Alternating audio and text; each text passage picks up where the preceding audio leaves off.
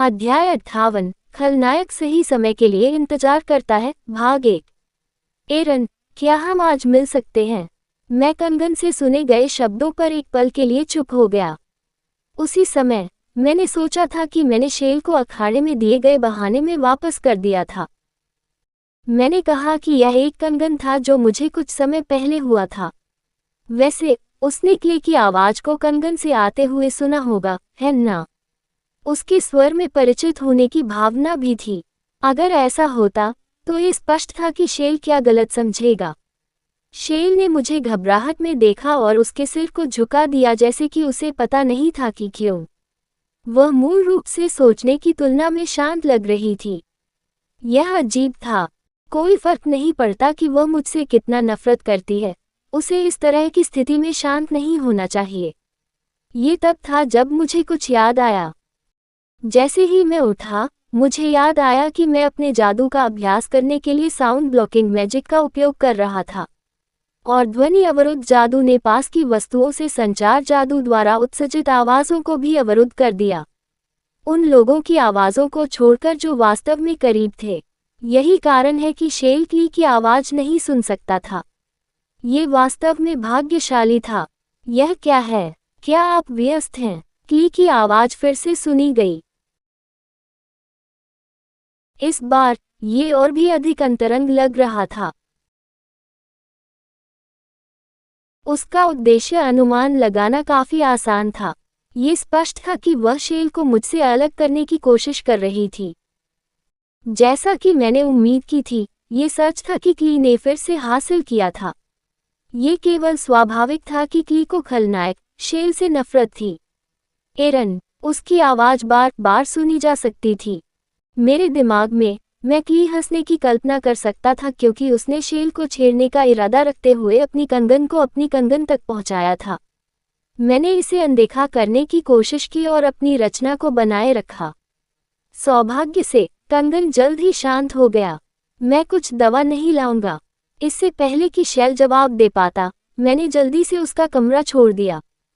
जब मैंने शेल के कमरे से खुद को दूर कर लिया, तो मैंने कंगन निकाला और कहा, आप क्या करने की कोशिश कर रहे हैं? यह क्या है? क्ली इस तरह से अभिनय कर रहा था जैसे कि उसे समझ में नहीं आया कि समस्या क्या थी। मैंने एक गहरी आह भरी और अपने जादू को मजबूत किया। मैं आपसे बाद में संपर्क करूंगा, कृपया शांत रहें।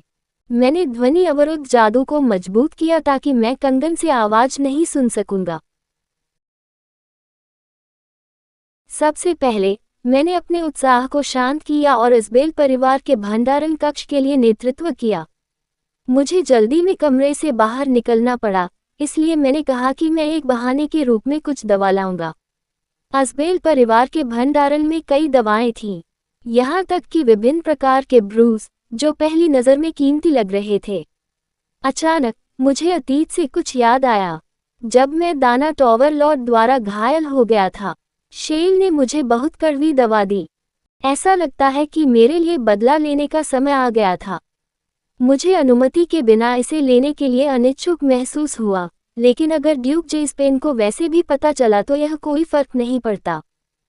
वह अपनी बेटी की देखभाल करने के लिए भी मेरी प्रशंसा कर सकता है। मैंने उन दवाओं और ब्रूस को निकाला जिनका कोई दुष्प्रभाव नहीं था और शेल के कमरे में चले गए। शाल पहले की तरह झूठ नहीं बोल रहा था। वह अब बिस्तर पर बैठी थी। मैंने दवाओं को सौंप दिया और शेल को काढ़ा किया और कहा, कृपया इन्हें ले लो। इसके साथ मेरा बदला शुरू हो गया। मैं उसे कुछ ऐसा खिला रहा था जो वैसे भी उसके स्वास्थ्य के लिए अच्छा होगा। इसलिए मुझे ये भी नहीं लगता कि वह दोषी है। बेशक कोई रास्ता नहीं था कि शेल आसानी से इन कड़वी चीज़ों को खा जाएंगे। मैं इसे पसंद नहीं करता। मैं बीमार नहीं हूँ, शेल ने मना कर दिया। मैंने सर कॉर्ब्स के साथ उसे धमकी देने के बारे में सोचा, लेकिन अब मैंने एक और हथियार का उपयोग करने का फैसला किया। यदि आप इसे खत्म करते हैं, तो मैं आपको कल बनाकर कपकेक दूंगा। थोड़ी देर के लिए सोचने के बाद शेल ने अपनी दवा लेना शुरू कर दिया। शायद स्वाद जितना उसने सोचा था, उससे कहीं अधिक कड़वा था, और शेल मुझ पर चढ़ गया।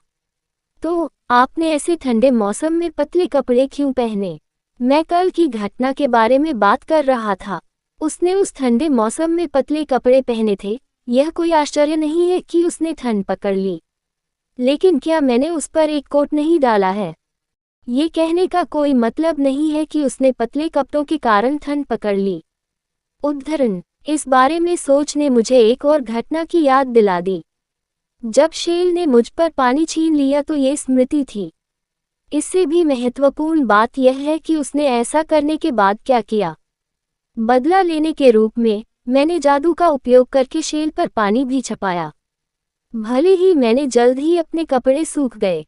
शेल उस ठंडे मौसम में पानी से भीग गए थे, इसलिए ठंड को पकड़ने के लिए उसके लिए सामान्य होगा।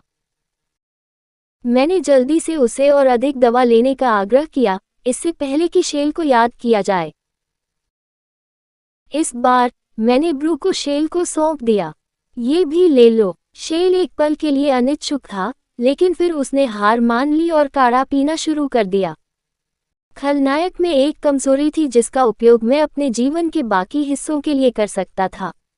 मिठाई की शक्ति मेरी अपेक्षा से अधिक थी। आह, ये पर्याप्त है। शेल ने पूछा कि उसने मुझे काढ़ा का गिलास सौंप दिया था, जो उसने कठिनाई के साथ खाली कर दिया था। एक बूंद मत छोड़ो, ये सब पियो। ये ठीक है, शेल शिकायत करने लगे।